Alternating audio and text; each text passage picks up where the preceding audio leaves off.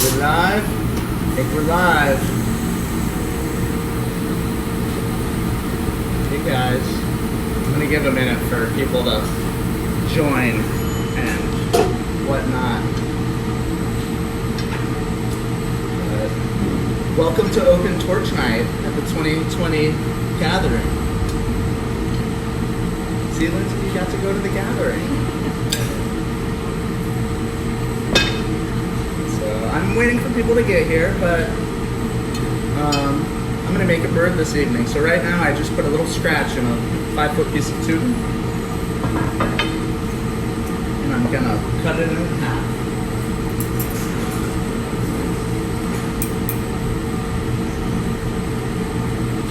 So to do that I put a little drop of water on the scratch. A hot piece of glass through, and that shocks the glass into breaking. And I have 2 pieces. So this is how I start anything hollow, with tubing. Pulling points. So this is going to be one of my hollow glass birds. You can see them on my website at andrewjacksonpollock.com or pollockglassnola.com. I think. We're busy uploading things daily to that website. But because a 5-foot piece of tubing is a little big and cumbersome, I have to break it down into smaller sections. So right now I'm heating enough of this glass right in the middle to pull a thin, long handle, actually long enough for 2 pieces. This first one is a double point. And my friend Lindsay is here, 6 feet away, of course. 5.5, get back. And so she should be on there answering any questions if needed, so I can concentrate, because it's hard to do both. But I can talk generally pretty well while I'm working, so if you have any questions, please feel free to ask throughout. So now I have 2 hollow sections. So one long tube gets broken in half and then gets broken in half again. It gets broken down into smaller sections. So this is pulling points. This is what we do in a lot of my classes. The intro classes, when we have a full day, I show you how to pull points. I help a little bit, and sometimes I even give points by the end of the class. But at first I like to make you guys try it and do it. Push you a little bit outside your comfort zone. These are so thin, they cool down very quickly. You can even blow on them. But I scratched that just as well with a little, it's a knife sharpening stone. A brick would work as well. And it breaks very easily with that little imperfection. And then I polish that so it's not sharp. And I'll do that again.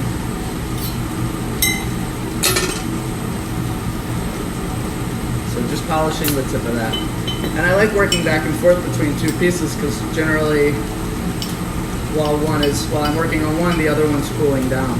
Now a lot of times when we pull these points, they're not perfectly straight. And so we learn how to straighten the points as well.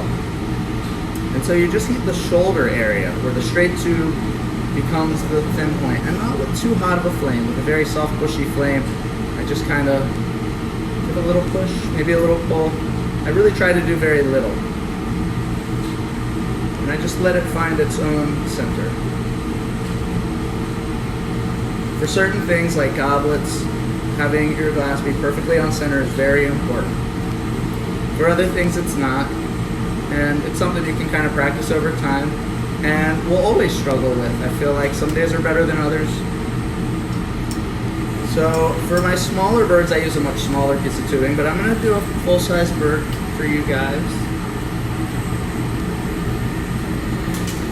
So I'm going to remove a bubble about the size I want of my bird, while at the same time pulling my next point for my next piece, my next bird. Full-size bird, I generally will get 8 out of a tube.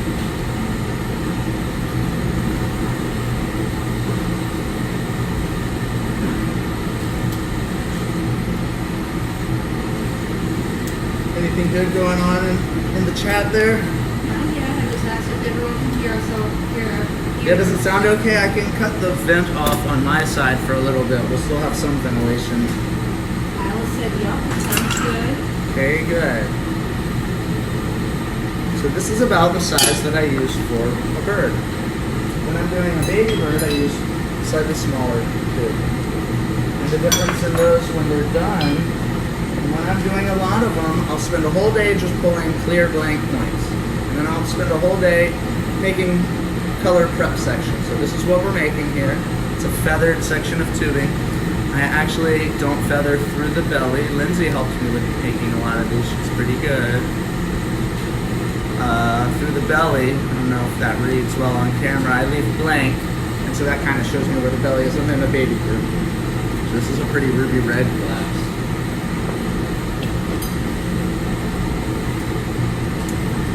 What size tubing are you using? I'm using 25.4 millimeter, which is 1 inch.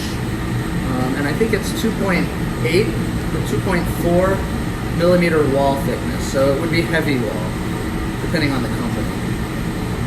But I use that for so many things. Goblet feet, just about everything I make. I go through more of that than anything else. It's a good, comfortable size. So I'm preheating my piece of tubing. I'm flashing it.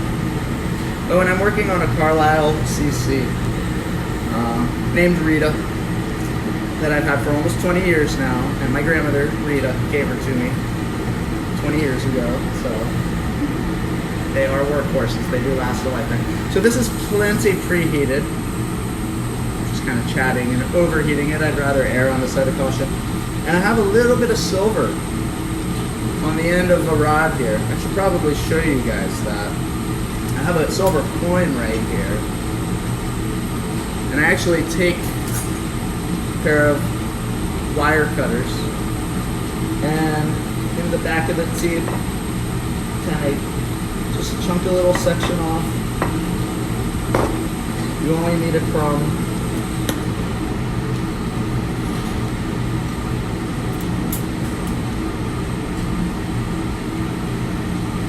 And I get a little hot blob of glass, and I pick that silver up. Sometimes you gotta be pretty quick. Just kind of banking on that silver sticking to the hot glass. It's a big awkward long piece. And it really has to do with the temperature. You want not too hot of a flame.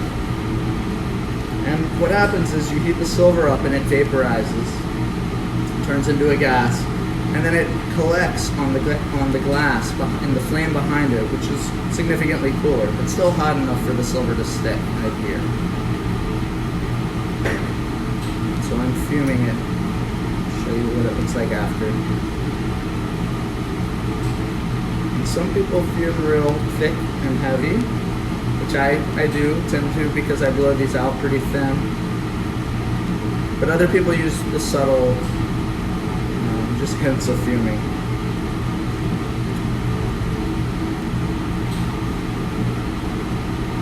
So this would be good enough. This is going to be good enough for me. If you do too much, it just starts to look muddy and gray. Okay, so now I'm going to add my color on top. So let's stick with that same ruby red. Sometimes I use rollers for this on bigger pieces or longer pieces of tubing. But for this I found I like to just do it in the air. So again, I'm preheating my glass. Not so hot that my silver starts to burn off, but there's kind of a window there, a fine line. But where it's hot enough that this little thread that I'm about to send around the glass isn't going to pop off, that it's hot enough that it'll stick.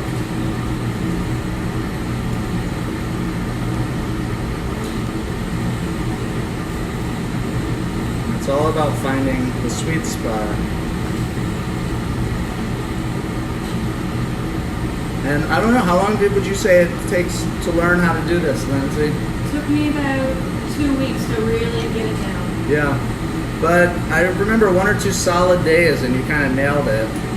but there was definitely a lot of practice before that. So normally I can go from one into the other. I'm kind of distracted here, but that's okay. You can baby step it. You don't have to go all the way from one end to the other. If you think things are getting too cold, then it's fine. Heat it up, melt it in just a little bit. Oftentimes I'll do much bigger birds in 2 or 3 sections, and that's perfectly fine.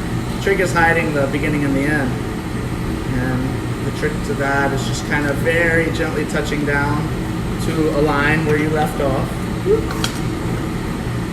Or you rake through that when you rake it, when you drag your clear glass or colored glass through. So you kind of have to concentrate and just stay on it and not move to get from one end to the other.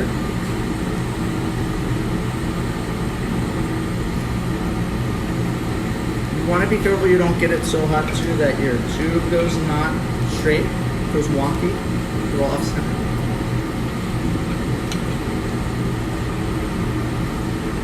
Just the things that happen and how to compensate from that.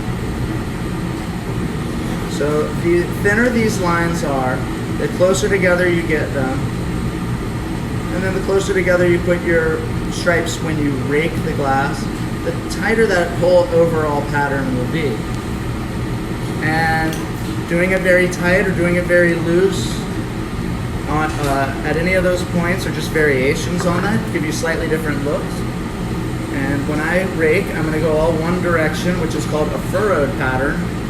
But some people will go all one direction, leaving a little space. And then they'll go back and rake the opposite direction, and that's called a feathered pattern, from my understanding. I know there's probably some people in the bead group that probably know better than me, or I know different groups refer to those patterns differently as well, because it's not just used in the glass world.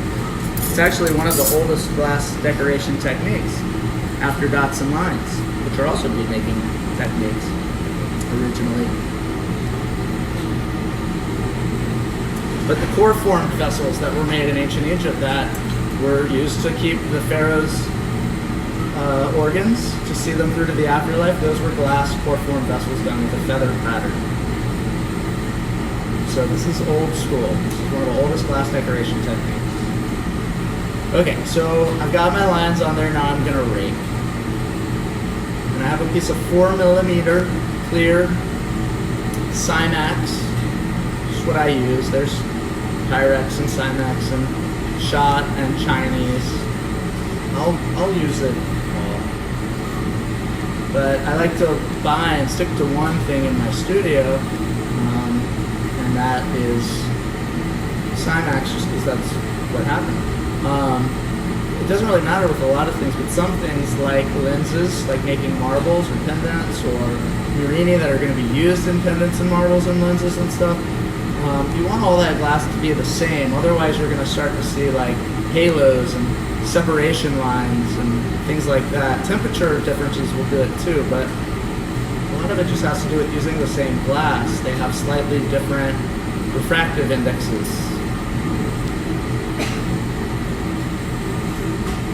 And so instead of one glass disappearing into the other, it kind of shows. So slowly, one by one, raking. One, you have a line. More than one, you start to get a pattern. You can see I'm making my way around. So I hope you guys can see this all right.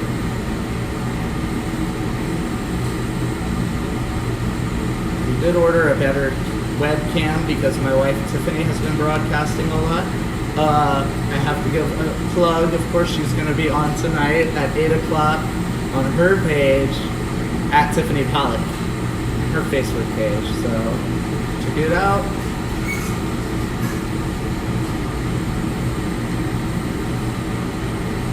Okay, so I'm going almost all the way around. And of course, I'm working a little hot here. I don't want this to crack for you guys. That would be very embarrassing. So I'd rather work a little hotter and a little bit cooler. And then I'll straighten it out. So I can kind of see where it's going off. And then just to straighten it. Alice said close-ups help a lot. Okay. So there's the belly that I didn't rake through, and then I've kind of raked all around what will be the back, and then where it's not raked kind of denotes to me, as I'm making it, the belly.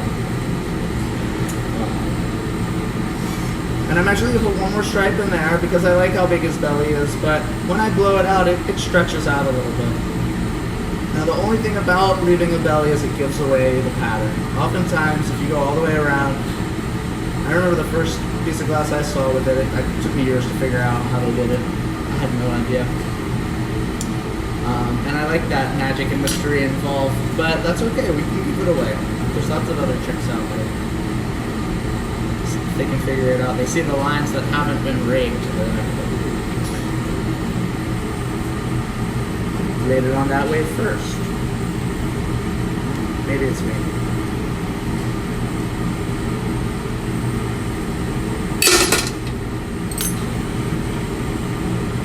So I just removed a little bit of glass. A little more will get removed. That terminates the pattern to a nice little point. And I want to melt that in nice and smooth and attach a handle.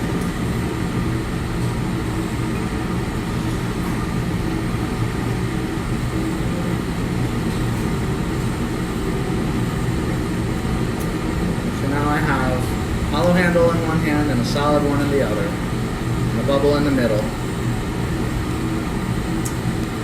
And I like to melt it in at the way other end now too, because it can crack off here. There's what they call blebs, all these little pieces where my glass ended, where my lines ended that aren't melted in. They just pool unevenly and they very easily lead to cracks. So I just melted it in, gave it a little puff because it's very thin there. I didn't want it to like distort or collapse. And then I'm going to work my way back from one end back to the other, flashing.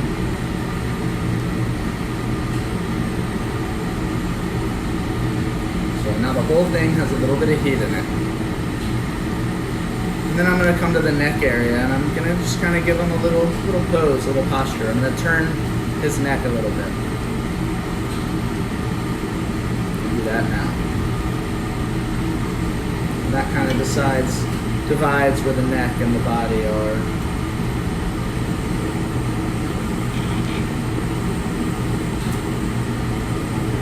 So I'm not really twisting hard, just letting one hand lag behind the other a little bit. And giving a little puff.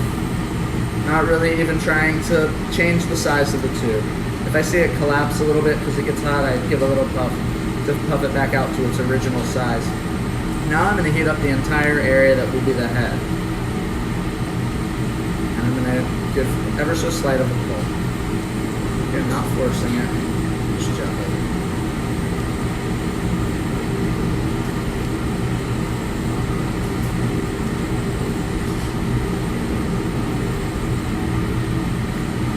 Pull, a little puff.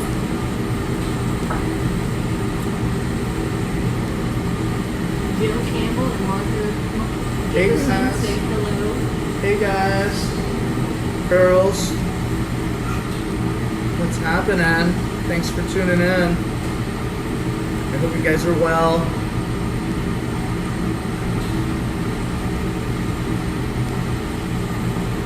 Okay, so now I'm going to heat kind of where I have to pull out the tail. And I do the body last.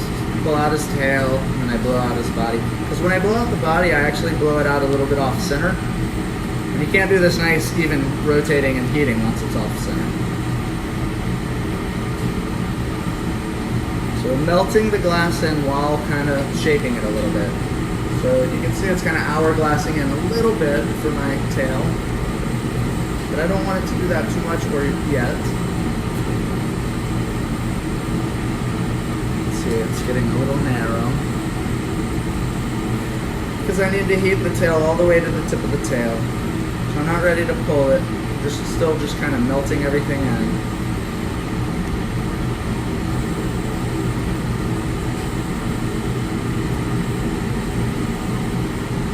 But just kind of defining the shape before flattening. Making sure to keep it an even thickness. So I don't want to puff or blow too much. Every time I do that, it changes the thickness of the glass. Flatten it.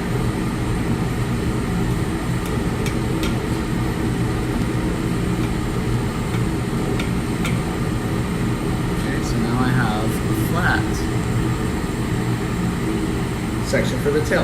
And if I want, and I do because I'm doing a demo on Facebook Live for you guys, to flash it really well. Because I don't want it to crack back here where it's getting cold. But I don't want to lose the heat here on the tail either. So now I'm going to keep going there, get it good and hot.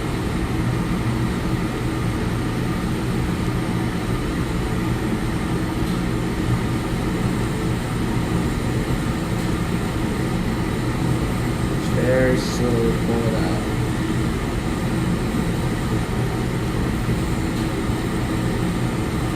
And over the years I've done longer tails and shorter tails.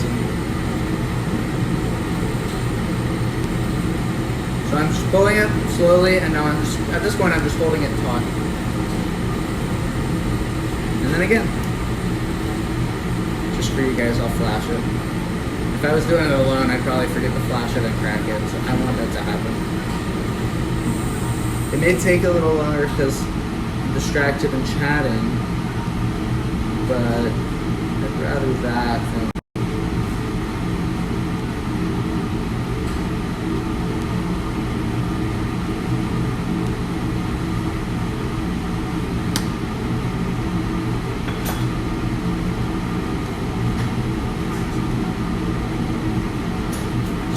This is where I'm going to cut it off later. So I was just kind of like dividing right there. Just kind of, you know, setting it up for where I'm going to cut it off later. I'm literally going to cut it off with a pair of scissors. Okay, so now the body. You can see I flip it around a little bit to however feels the most comfortable. Get some heat back in there. Let that heat kind of even out for a second.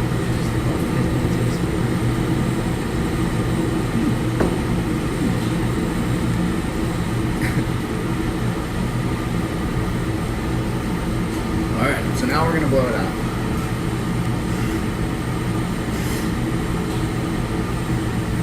So I'm getting this whole area nice and hot, nice and even, slowly. Slowly equals evenly. If you try to heat it up too quickly, you'll get hot spots and things like that. So you really don't need a much bigger flame.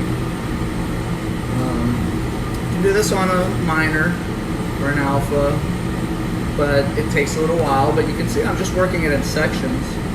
But a mid-range or a Bravo or a Red Max, I mean, you can make huge goblets, full-size birds, all that.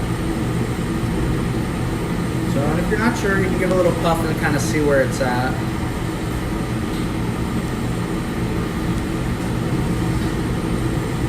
And let's blow it out. So blow and pull.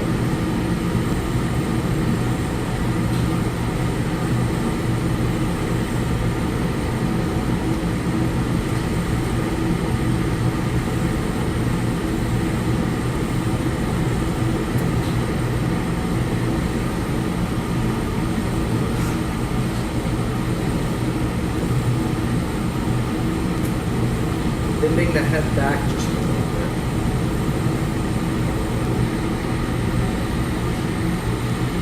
And now I remove my handle. And remove as much glass as I need for his head. Depending on what type of bird it is.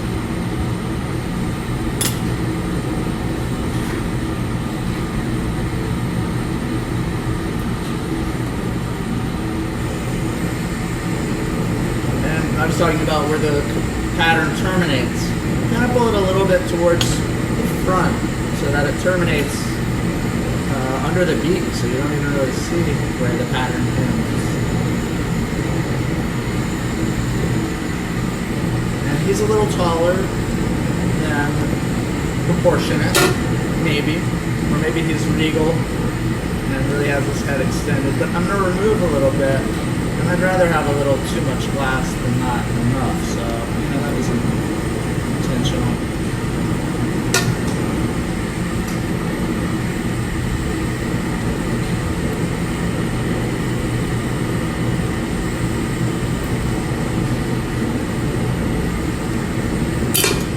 So,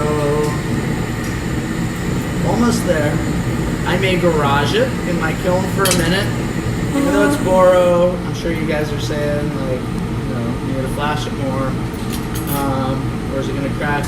And it will. It's borosilicate, it's Pyrex, but it will still crack. And so I do push the limits of it. I feel like, but I've done these before, so I kind of know. And even then, sometimes they crack some colors, some batches, something. Puffing his neck out a little bit. Okay, so the next step is adding the eyes, and I oftentimes do these in my class as well. And this is sort of one of the classes. This is like the final demo that I do, and I'll pull some eye cane. So this is an eye marini. It's the most simple marini you can make. You take a rod of black, and you take a rod of yellow, and you stripe the yellow over the black, and you pull it out. That's what you've got. They may have put some clear around that. The yellow tends to boil, so it was just to protect it. It was just the clear was to protect the yellow from boiling. And I have my nippers that I just nipped the end to get it nice and flush and straight. And then this is called stick and snap. So I spot heat right where I want the eye to go. And I can look at it and see where it's glowing, make sure I'm in the right spot. Also sometimes use my bail biters or handy andies or heater tweezers for that. I actually don't make bails with these, but I do use them to make my eyes straight. So they're great for that. So, or you just wing it. Put on bump. See what you're missing? Jay Schuster asked, Hey Jay. when you're done, can you talk about garaging? Sure, I'll do my best. It depends on what it is. Some colors you don't want to garage too high. Sometimes when I'm doing big, thick marbles or marini builds or things like that, you want to actually garage really high, like well enough above the annealing point. At a point that might slump super thin hollow stuff. So this is super thin hollow stuff, or at least it would probably fall in that category. So I want to be careful not to keep it, above 1100 or so for more than a few minutes. So garaging, I just have my kiln at the high end of the annealing cycle. I think it's a 1082 it looks like right now. So it's set for somewhere around there. And what it does is allows all the glass to come up to an even temperature, so that I can pull it out and continue to work on it without worrying about something cracking as much. It also is annealing the glass, so it's allowing the glass to relax a little bit if there's stress built up in it, but you really need to leave it in there for a little bit longer for that to happen. But something thin like this, 5 minutes, I feel like it's all kind of come back up to a somewhat even temperature and safe to kind of, move on to the next step. It's worked for me, but you find where you can push those things, the temperatures and the limits. But the glass isn't going to crack if it's molten. So I'm just trying to get it as hot as I can using the kiln as my tool instead of my torch. Jelday asked, once you put on the eyes, how much heat do you give it? Not much, just enough to fire polish them, Jelday. Hey, Jelday. I miss you. When snapping, will the edges be nice? Usually when you snap it, the edges are nice. Well, I take that back. For the first couple of years, they're going to be horrible. No, you want to actually pull a little bit as well as wiggle. And I find if you just try to break it by wiggling, you do get these weird, sometimes jagged edges. And then you want to, for the next one, recut it flush. You can usually kind of whack off that little hangnail looking thing. So even if it's not a perfect break, you kind of have to go with it. You can pick them out, but if I pick one out of these birds, it messes up the pattern. So I go with it, and just enough heat to flame polish, it. And it's not the best seal there. It's kind of a cold seal, which you can get away with that a lot more with the soft glass, not as much with the borosilicate glass. So I Try to flash that area really well because that's where cracks like to happen. So I grabbed the black rod and flattened it and attached it to his face or a beak. And now I'm just going to stretch it out.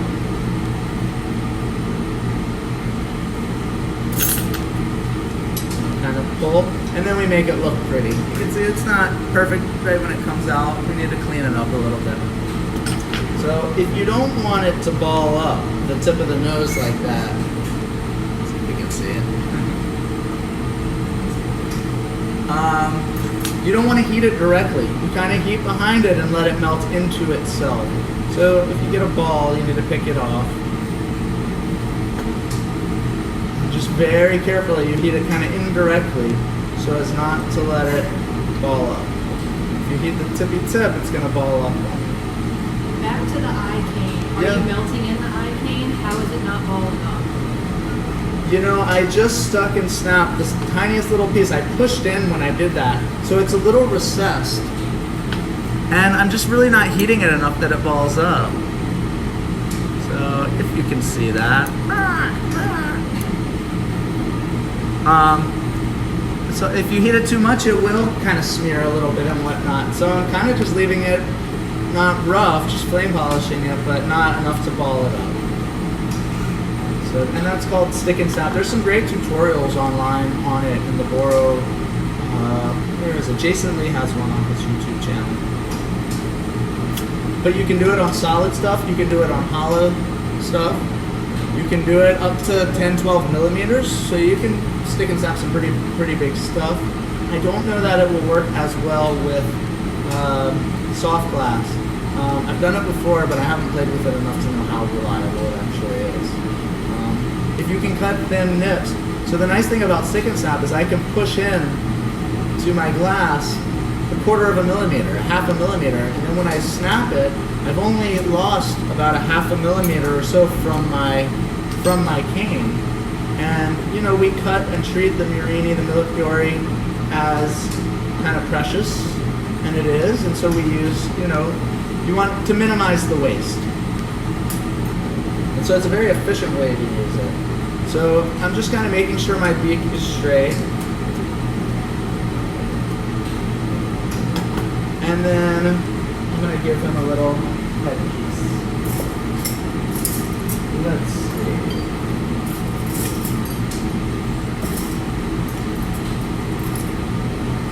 Red Exotic.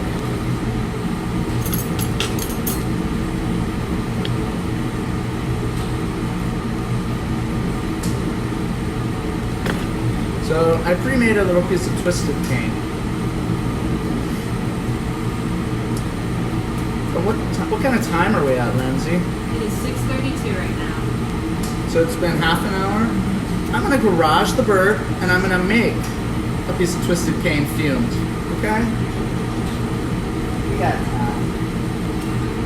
Just have to put on the headpiece and the legs. I want to show the little things. So Red Exotic would have been nice, but I'm in a matchy mood.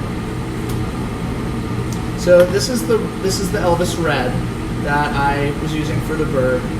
It's such a dense color. It's actually dark Elvis, or it's sometimes called black Elvis. It's such a dense color it looks like black. Even when you pull it to a super tiny stringer, it can still be pretty dense. So I actually encased it in clear. It actually helps protect the color too a little bit. It can go livery, although when you're pulling it down that thin, if you use an oxidizing flame, you don't have to worry about that too much. So it's more just to thin it out a little bit more. So I'm pulling this into a, you know, not a stringer, but a 4 millimeter. Don't need a lot. And then I'm going to take a piece of whatever's sitting nearby. It's like 10, 12 millimeters. So 10 mil, 12 millimeter glass. We got our sandy wipes here. That's right. So the studio is open. We have a couple of full-time renters. They've been here. One of them's been here.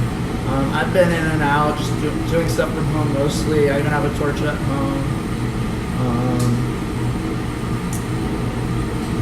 And the gallery itself is closed for now, and Tish, who works for me, is busy getting stuff out online. And we still have classes scheduled for the fall. Check out polyglassnola.com to see what they are. So I'm preheating this clear rod, and I'm going to fume it with silver. I'll show you what that looks like. So that's fumed. Not too heavy.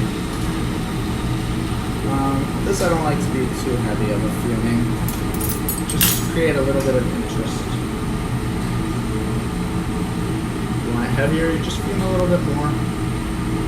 Right on top. And these little fume rods you can fume 2, 3, 4, half a dozen times depending on how hot you get it. So now I want to take my red and I'm just going to stripe a few lines.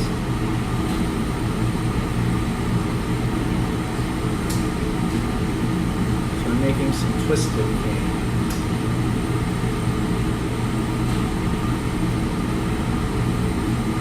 And I like to kind of divide my piece, so I did one on one side, one on the other side, and I'll split those, and that helps me find my centers.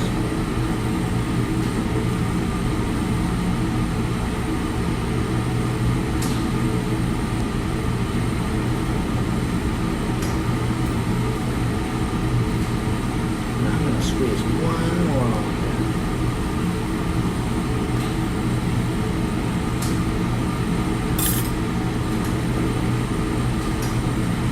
Okay, and now I'm going to take my, again, that same piece of 3mm clear, and I'm going to fill in the gaps.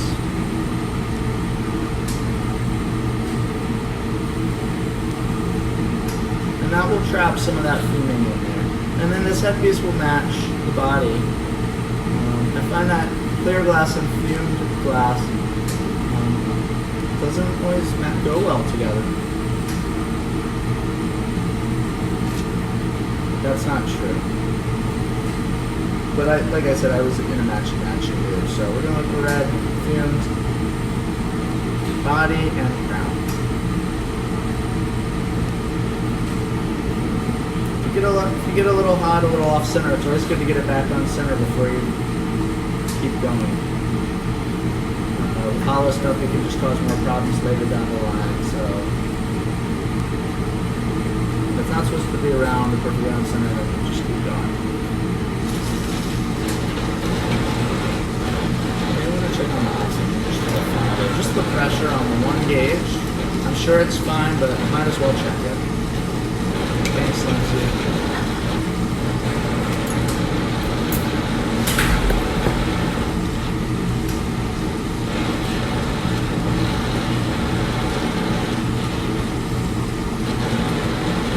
Lindsay will be at a future gathering. That's for sure. So now I'm getting this whole thing evenly hot. And then I'm just going to twist that one hand lag behind the other.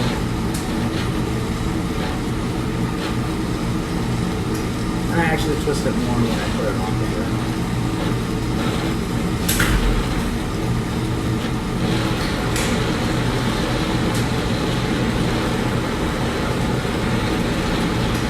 Sometimes I'll make a lot at a time. With garlic? Mm-hmm. You didn't want me to turn the pressure motor on it. Sometimes I make a little bit at a time, sometimes I make a lot at a time. I'll get a few out of this one. Super. That dresses for others. Now the burden's been in here for a few minutes. It's all at a nice even temperature. I wasn't too worried about it. I probably could have put this on in advance anyways and then garaged it before the legs, but it only took a few minutes and I wanted to show you guys that. So you can attach it and then twist it. Sometimes I'll make a bunch of this ahead of time and then I'll go and twist it even more right before I put it on.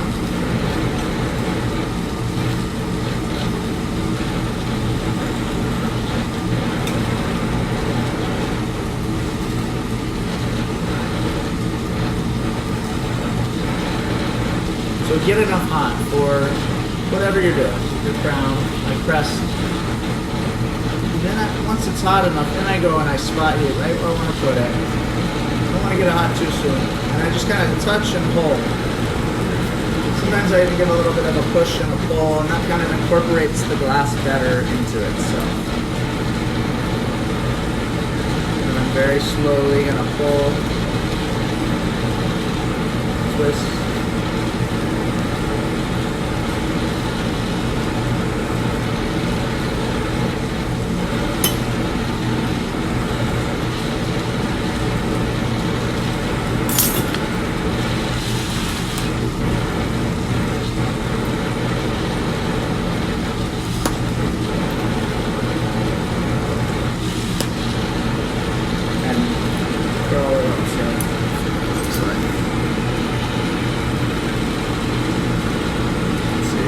Whimsical little Susical curl. I can get a good angle on it. Okay, so then I can, oftentimes I'll garage it in between the legs. I'm just going to flash the head really well, and then I'm going to move on to this area and do my legs. I'll probably garage it one more time at another point towards the end before I put it away at the end. Because they always like to crack at the very end. That's when they have the most stress built up in them.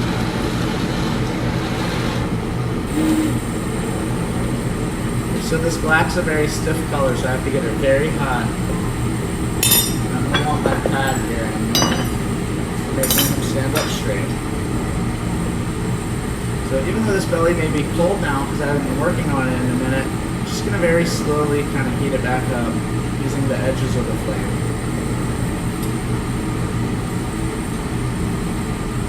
This is a nice thick piece of jet black.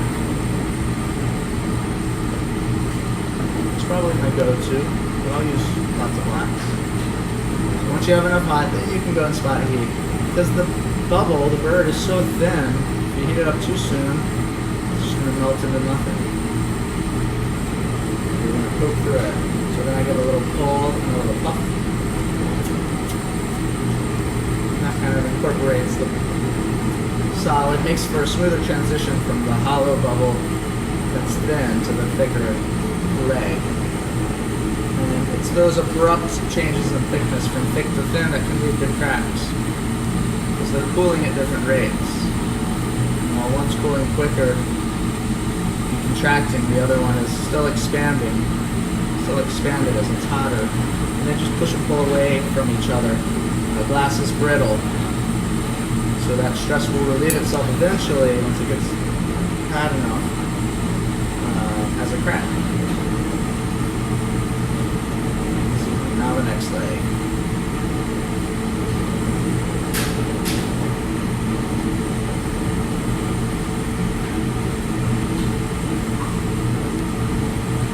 So you want to get about as much hot as you have for the other one. You just have to eye that. Count. And then spot heat right where you're going to put it.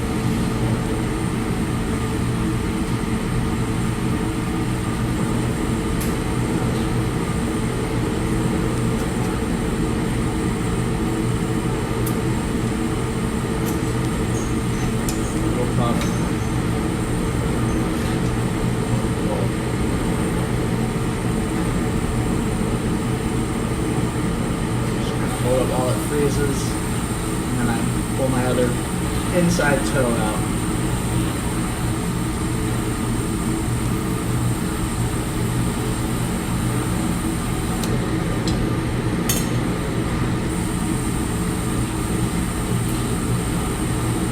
So now I want to make it stand up just a little bit. Sometimes one leg is significantly longer than the other, as in this case. So that's an easy fix there. And you end up with a toe that's a little too long.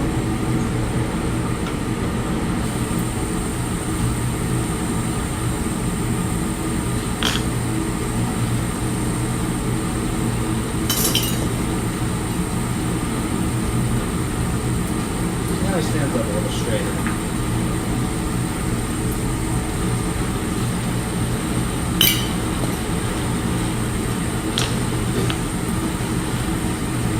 Okay, so he's got 2 legs and 2 inner toes. See that? So now there's been a lot of talk about the 3-4 millimeter rod. The only 4 millimeter rod I buy is jet black because I make so many bird toes. So I use this because it's just a little easier. You can make it yourself. Jerry Lynn Alderman from Fire Child Glass will be pulling everybody's 3-4 millimeter from what I understand for making boro chain. I know Jerry Warhaftig already has some on order for her boro chains. So they don't always have it. They do it as special order. You know, it's easier or more efficient for them to pull it a little bit thicker. But they'll make it. You just have to order it in certain amounts. Ross from ABR, who owns Boro Batch, will do it. And I guess this is jet black, so North Star usually has some. But it's come and gone over the years, so we buy it when we can. I know jet black's a popular one, so if anybody has any, I'll probably be running out in the next month.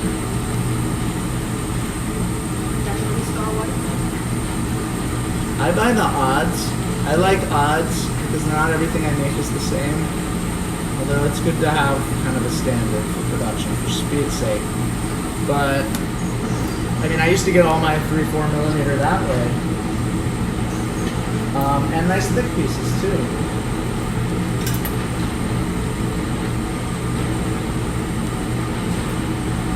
So I'm pushing the toes in, flattening them, kind of posing them a little bit. I like to have all 6, 7, 8, there's 8 toes in all if you include the 2 back ones, but I like to have at least 6 of them touching down. And then it also touches somewhere on the tail, and so that way when you set it down, you're never setting it down by one fragile toe. So I don't usually get them back too often. Or the story is usually the maid dropped it or something like that, so I mean that would break the toe.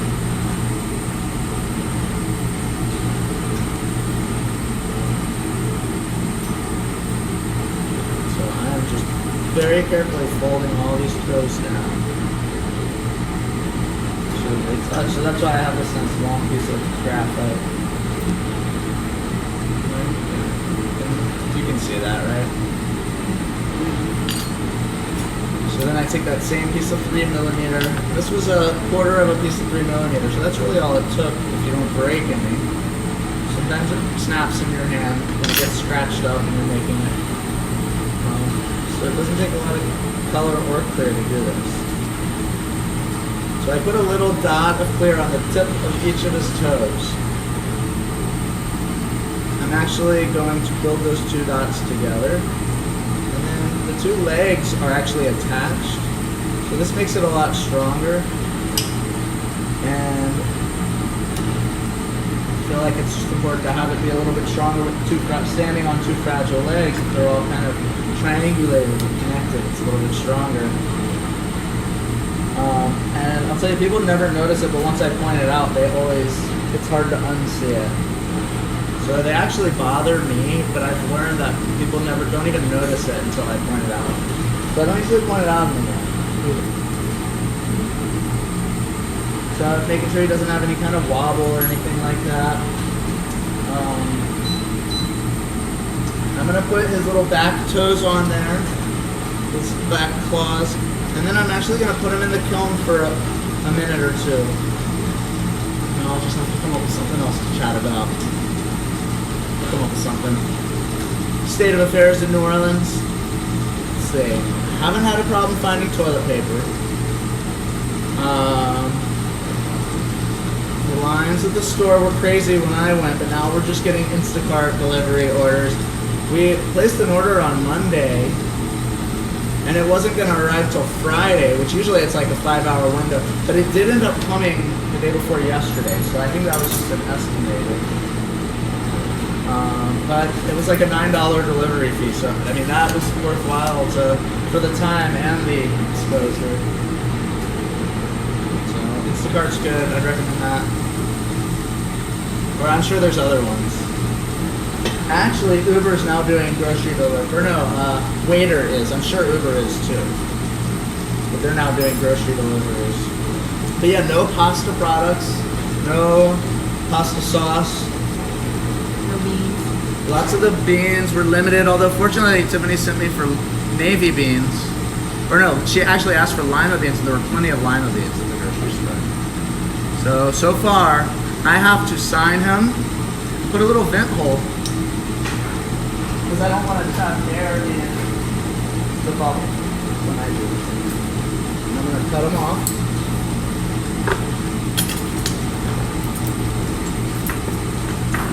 And I have a little Frank Scott Dragon's Tail will work fine for that. I think I took my nice clam knife home with me. That Heather Trimlet gave me. It's my favorite tool. Actually, Giant Hula gave it to me. Paint cycling. Uh-oh, I don't know where you've been though. He's handing me random tools.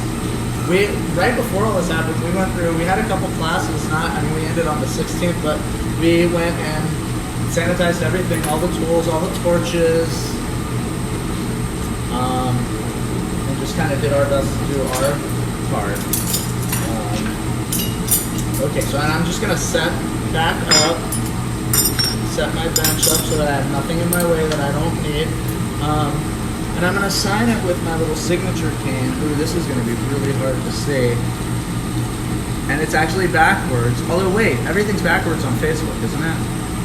My shirt, yep, see, my shirt's backwards. So, this is backwards because when I stick and snap it, I don't think you're going to be able to see that. It says Pollock 2020 in, a quarter of an inch. And it's a Millefiori that I used to sign all my pieces. And this I stick and snap underneath the bottom side of the bird. And then I put a little vent hole in. And that's to keep, when I cut it off the tail, it'll have air trapped in there. And it kind of creates a pressure, a little vacuum inside the tube. And I want to alleviate that. So I put the vent hole in the most anatomically correct place I can think of. So it's almost hot enough. And I do that with a piece of tungsten, by the way. I'm going to bore through it with a piece of tungsten.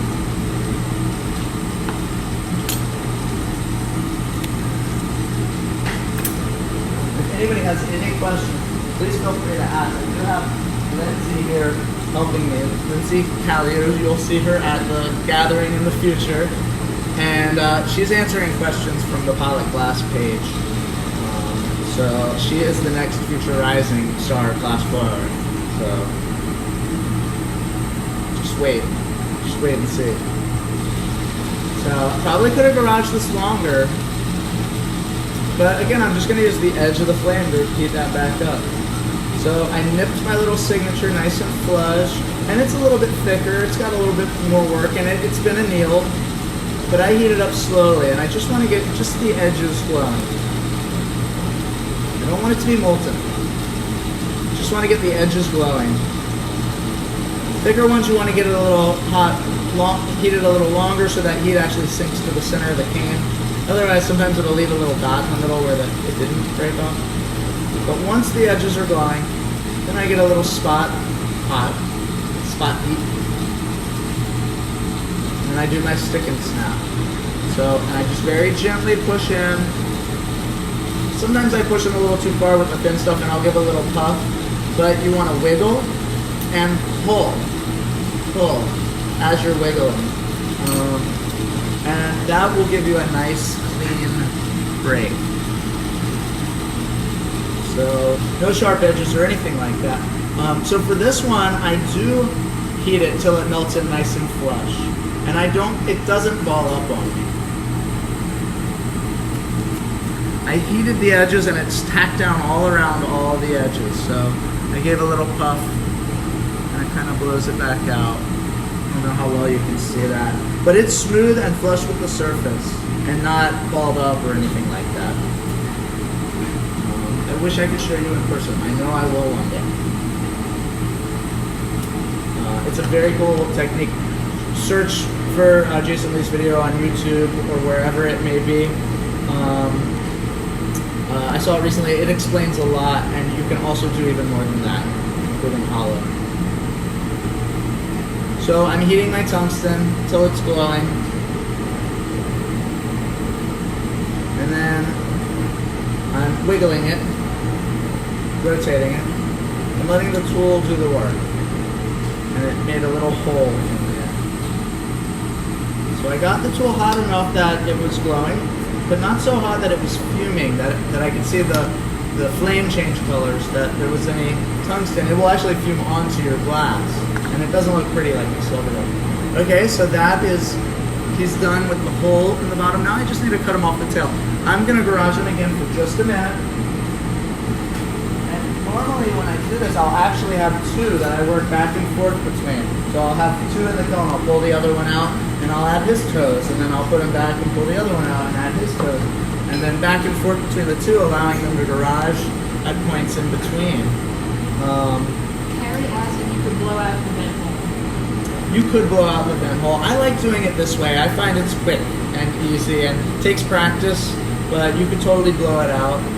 It's kind of hard to see and awkward to do that, so maybe with a hand torch or with if you're used to working with a blow hose attachment, that might be a good way to do it. I actually have rarely used a blow hose attachment. I don't think I ever fully learned how to use it. So occasionally it's good. I'll throw it on for things like that where I'm not having to rotate with the blow hose. But I know a lot of people that work that way, so I think it's just another tool that you need to kind of get used to working with, just like any of these. Okay, so I just wanted to kind of let them garage for a minute. I would, if you had all the time in the world, I would give it 5 or 10 minutes. There's some formula out there somewhere. I've heard 5 minutes for every quarter inch, or 15 minutes for every inch, or I'm not sure exactly what it is. You have to learn, push the limits of the material. You know, you have a few crack, and then you realize, okay, maybe I'll anneal it a few more minutes, and your success rate gets higher. You garage it a few more minutes, and your success rate gets higher. So that's what I've done. And you just kind of, in the back of your head. In the back of the head, I know I'm rushing this one, but I have faith. We have good juju here in this group, so good. Make it through this. We're going to make it stronger. I think this is great how we're adapting to a new format. Hopefully we're going to build the members that way, and people are just going to be even more enthusiastic and looking forward to it even more in the future.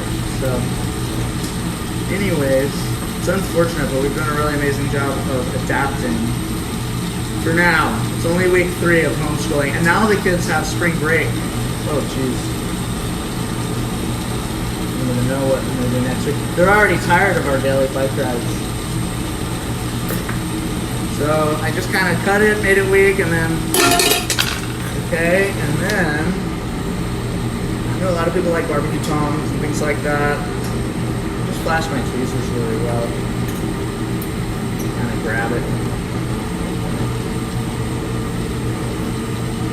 So then I just want to flatten the tail.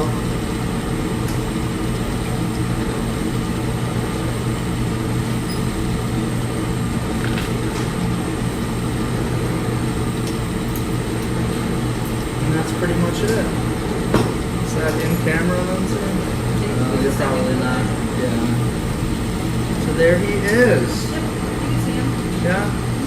And I'm not sure what I'm going to do with him. I think I should probably put him up for auction for the ISGB, either through my page or through the ISGB page. Somebody will contact me and we'll put that up where he can be available, and hopefully it will go to raising some funds for something important like the International Society of Glass Beadmakers or some other relief of some sort. So anyways, I know we're all good people. We're going to find something great to do with it, and hopefully you guys enjoyed.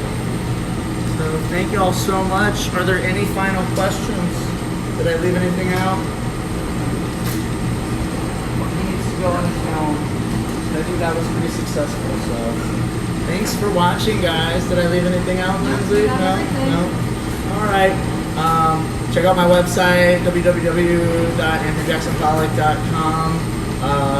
Tiffany will be broadcasting live with her more blues band. From the living room at 8 o'clock, I think, on her page at Tiffany Pollock. I think it's just at Tiffany Pollock. But it's Tiffany Pollock and Company is the name of the band. So anyways, thanks so much, guys. Happy gathering. See you all tomorrow at the Bead Bazaar. All right. Bye.